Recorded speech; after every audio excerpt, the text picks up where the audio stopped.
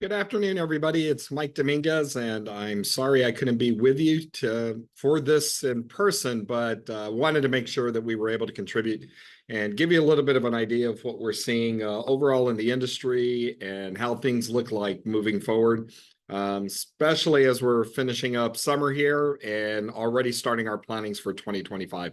Overall, the industry looks really good, and our industry is still showing strengths. And I think it's really an important time for everyone to realize and understand that there's a lot of nuance in the numbers, in the data, and we cannot take a data point and make an assumption or a conclusion. There's much more to it. And hopefully that's what I'm going to be able to explain to you today. So let me go ahead and get started. And, first and foremost, looking at the U.S. hotel industry. Again, as I've mentioned, we're still doing extremely well, but this is kind of the nuance that we're talking about. You'll see headlines where RevPAR is slowing down in our industry. And although that is accurate, the one thing to look at, and I kind of put a box around this to make it easier for your eyes, it is the economy, mid-scale, and upper mid-scale sections that we've seen that decline, specifically in the economy sector, while upper upscale, and luxury has still been performing rather well. The reason that's important is that we have a separation. We have a bifurcated consumer. We have a bifurcated traveler. Our economy has been bifurcated to this point. And what we mean by that simply is that we have a high-end luxury traveler, high-end luxury consumer, and then we have those that are more cost-conscious type of consumer and traveler, and we're starting to see that play out in the economy. Upscale and luxury, still not an issue. And the one reason that is so important is the meeting space in our industry is positioned in the upscale and luxury segment. And that's why it is so impactful. And the overall numbers aren't quite matching up. And we'll explain that a little bit more. It is one of those interesting years because, what we did look at, and I'm actually going to go back for a sec. What we looked at is, you can see here, this is, looking at April, May, and June. You see all positives, specifically in the upper upscale luxury. We actually had shrunk in March, and all of a sudden there was the drumbeat in the headlines about us declining in March, and we did decline as an industry. That had to do with an Easter shift, and that had to do with Easter, the Easter holiday moving into March, which it does every 4 years, and then it makes the comparison very challenging because these percentages are a comparison of year over year for the same time frame. So when you're looking at that, them backing up, you have to take March and April together to really see how we performed. And what you see is combined, we actually grew and grew slightly. And then May actually came running back, and it looks really good. And the reason I point that out, we are going to have the same issue with the Jewish calendars, the Jewish holiday calendars in September and October, and we're already seeing it in future bookings. And again, it is about every 4 years where the Jewish holidays move from September into October. And then again, the comparisons become a little challenging looking at a year-over-year comparison. So you can see that here. We're already seeing that decline in October. That doesn't mean October is softer. It will be softer in reality, but that isn't identifying any major trend line. It simply is a shift in the holiday, because what you'll see is what we've declined in that week from September 30th to October 7th, we've actually gained in September 30th to September 23rd to September 30th. So that is where you have to look at the entire window. And that just tells us everything is pacing very normally, and we're seeing a lot of strength. Where I mentioned about a split between the economy and mid-scale sections, that this or segments, you can really see here that this is highly identified. And when you're looking at this chart, and it started as of April of 2023, we actually started to decline, and you can see it's the dotted dark purple, dark blue here that you can see across the board that has been declining since October of 2023, as well as mid-scale. And those are the two areas that had consistently been shrinking, while again, luxury and upper upscale were still doing well. That is the differentials. So for anyone talking to a stakeholder, not quite understanding when they read a headline, thinking that the industry is a little softer than it is, it is by segment that it is a priority today, and we have to really look at it. And our good friend Amanda Height with STR, she was at an investors conference recently, and you can see it in her commentary, simply that the upscale and upper upscale segments are remaining strong. They expect them to remain strong. Nobody sees that really shrinking. Lower income travelers are the ones that are having fewer hotel stays. And this is indicative in the overall economy as well, in which you're seeing that, the, again, budget conscious consumer is starting to make choices, while the spend was pretty aggressive there for about 18 months and not a lot of discretion in the process as far as buying. We're now starting to see that. And the reason for that is quite simply that the lowest two quintile of earners in our economy have burned through the extra savings that came out of the pandemic. So they are now back on par. Good news is we're not seeing high unemployment, which means we do have a consumer that's employed. They are still spending. They're just being a little more conscious on how they spend. But you can see overall that revenue per available room in the top 25 markets is looking very healthy, very consistent to last year. In most months, we're beating last year, and that tells us that we continue to see strength. And of course, group demand is really the driver. And you can see group demand consistently outpacing. Group demand is on the gray. It's consistently outpacing last year. And again, where you see some drop off, it really has to do with some noise in the calendar. Because overall, when you average it, we are looking at continued strength and continued growth in the group demand. And you can see the way this is headlined, luxury upper upscale classes. And again, that's where most of the meeting space is. If there's any takeaway that I think is important is for the history of our industry, both occupancy and daily rate ran parallel, and they were symmetrical with each other. And what that simply means is when occupancy went up, so did rates.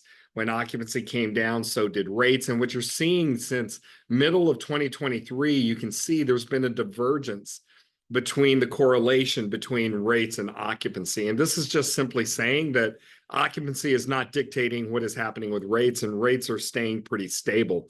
And this is a little bit of a different thought process than we've seen in the industry, that hotels would be willing to run a little lesser demand and maintain rate than to have higher occupancy and actually drop rate. And you're starting to see that play out pretty consistently. And again, that's an important takeaway, because that separation did not exist in our industry ever.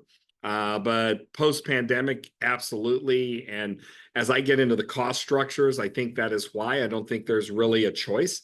Talking about comparisons and what that looks like, one of the things I've been talking about for 9 months was the spike we saw in pre-bookings for Paris and what that was going to do for all of Europe, and compression in Europe overall, because Paris was basically going to be off the books for a 6 to 8 week window, and you were going to see a lot of compression throughout Europe, and we're actually seeing that. As you can see, France is up 52% over last year, but you can see that Germany is up as well, really benefiting from it. Spain and the United Kingdom benefiting from it, and that isn't a surprise at all. What is a surprise is Italy didn't benefit as much as Germany and Spain, but overall, that 52%, it will normalize next year, but you're going to see this very aggressive growth in the overall numbers that we see coming out of Europe, specifically for the summer. And then again, we'll have to normalize for that a little bit more next year. When we move forward and just looking at the forecast moving forward, the important thing is we're seeing very much a lot of stability in our industry, and the overall forecast for 24, 25, 26 is steady occupancy. And I think one of the important notes to take away is when you look at occupancy, if you're looking at this and we're going from 63, let's just take 23 to 24. We went from 63 to 63.6. That seems like we're not growing. We're growing 0.6% in overall demand. But one of the things to point out is demand and occupancy are different. And what I wanted to point out and what you have to consider is if we grew 0.6, I know that is self-explanatory. You now have to add the 0.8% in new supply, which means we grew as an industry 1.4%. in that occupancy. And then you see the average daily rate change. And then if you look at the next year from 24 to 25 in that forecast, again, growing 0.4 of a point of a percentage, not looking like a big push, but then you have to add it to the 1.4% of new supply, which means we are actually growing at close to 2%, 1.8%. So we're seeing some real health in the industry, moderate supply. There's nothing really moving the needle. That is why I continue to tell the planner community we're going to see compression. But I think this is one of the best visuals when I talk about this separation between scales of hotels. You know, for those that have stakeholders and not quite understanding where we're being placed, this will be a great one when you look at the forecast moving forward. And you can see that the RevPAR gains for luxury, upper upscale, and upscale much stronger, and on an average almost double of those in the economy and mid-scale segment. And the challenge we have is there are more economy and mid-scale hotels in our overall environment, which means they overweight the index and they're bringing down the percentages just a bit. Short-term rentals, not really important, but one of the things, you know, there's been a narrative about service at the hotels and when is service going to get back. And this is J.D. Powers, that is one of the main service evaluators in all industries. They are kind of the gold standard when it comes to this. And what you can see is that specifically in the full service brands, we're rating as high as we ever have as far as our scoring and guest satisfaction. And that should make everybody feel better that we're, again, getting back to some norm, and that time to train and get our staff ready is actually starting to pay some dividends here. Question I've gotten this year a lot is the election, and it's an election year and it tightens up our industry. I went back to 1996, and candidly, an election year, we have grown by on an average 6.5% during every election year dating back to 1996.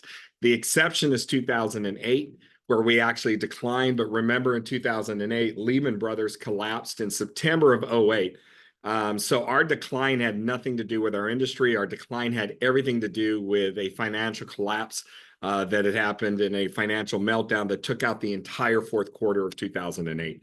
Every other election cycle, it's not impactful for us as a hotel industry. Now, it doesn't mean that people may not pause decisions on future bookings. It does not mean that we're not talking about it at length.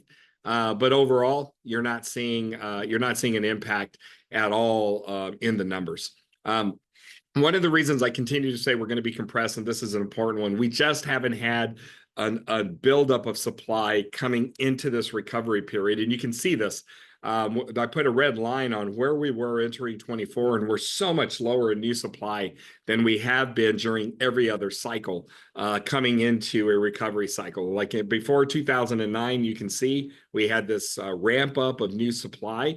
That's usually what reduces rates, and that's usually what gives us a little bit of freedom. We just don't have it. And then to compound that issue, you can see here that it is the limited service hotels that are dominating the new inventory, which literally means that 70% of all hotels being built are in the limited service category. What does that mean? Not a lot of meeting space being built. And then I think I would couple that with understanding that we have a couple of major convention centers that are shutting down to either expand and or renovate. That is compressing the markets even more. And Dallas of Austin, to note, are happening right now, but that is an important one to tell you that it's adding more compression within an industry that's already tight. You know what? One of the charts I like to show, and this is a great one for meeting professionals, is when you look at this chart, the bottom blue line shows you a group average rate, and the top blue line shows you a transient average rate. And what it does show you is that consistently, the groups are always getting a bargain. The only time that probably didn't hold true was in the pandemic, right at the beginning of it, as you can see. But outside of that, group is always lower than a transient rate, and the group and transient rate right now is having a larger spread than we've seen historically. So what does that tell you? You're always getting a deal, and that is the benefit of volume buying, and that's what group does. The hotels, just to give you some perspective, you can see total revenues had really flattened as far as growth. You weren't seeing a lot of growth in revenues. May was our first big growth month that we've seen. But most importantly, dating back to April 2023, you can see that if you go back to April 2023, there's only 3 months that gross operating profit actually increased, not decreased, which means even with record revenues, the hotels are very much struggling to get to a gross operating profit that's positive. And that's just expenses that are eating up, basically the revenues. And, some of the expenses are kind of a no-brainer. If you look on the right-hand side, you'll understand wages and property taxes, and they're starting to level set. We're not having these large spikes in labor, but the piece I don't think people think about is insurance. And insurance right now in every part of the country, it's not just those on the East Coast that are dealing with hurricane insurance that is almost impossible to get today for some of these buildings. But in the Midwest and in the Southeast, it's now having to do with thunderstorms, tornadoes, and hail insurance. But you can see the insurance premiums are increasing by 32% just year over year, but since the pandemic are up 141%. Just a little bit of pressure on the buildings as a whole. Some planner insights through CVent that I thought were very interesting. Not a surprise when you read this chart. The left-hand side is sourcing from, the right-hand side is sourcing to.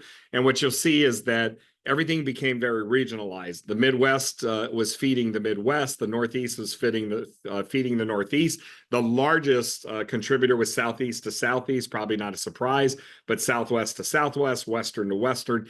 Just means we became very regionalized coming out of the pandemic, which isn't a real big surprise. But this will actually show you by vertical that there is a real differential in those that are meeting face-to-face versus those that are leveraging hybrid and or virtual events.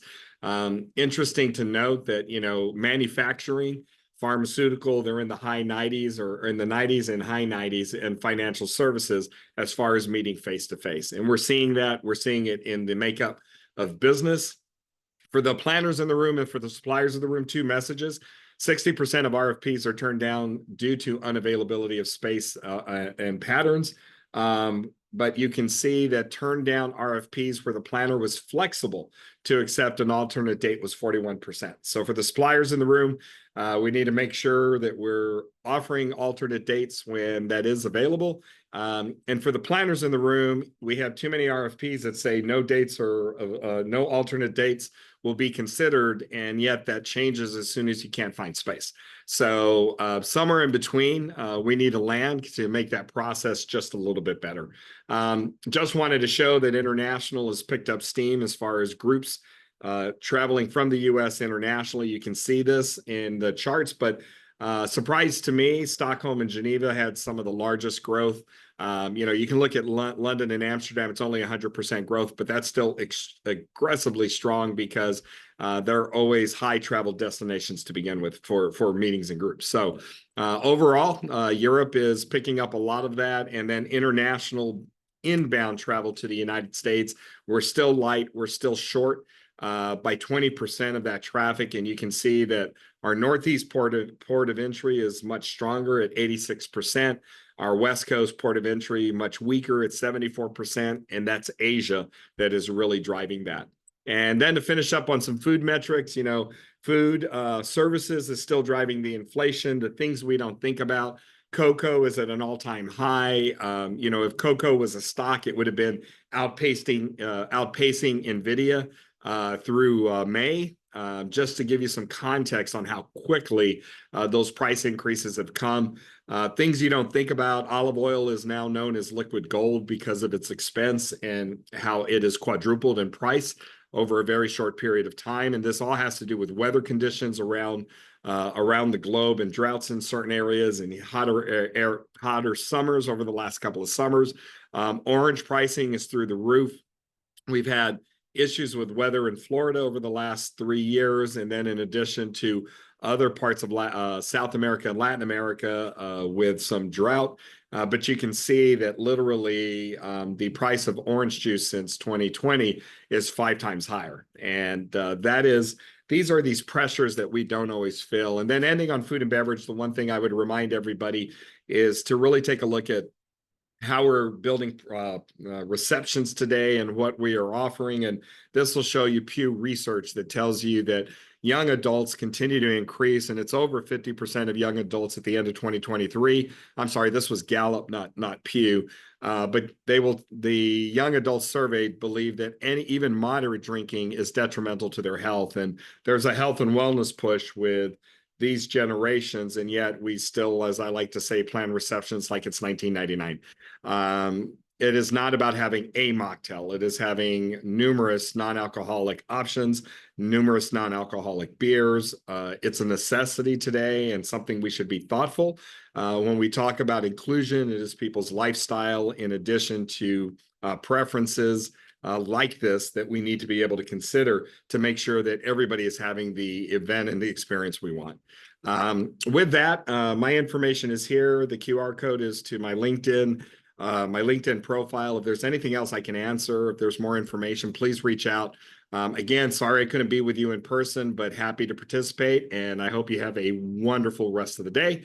Everybody have a great one. And thank you again for allowing me to be a part of your event, at least for a small portion of time today. Have a great one.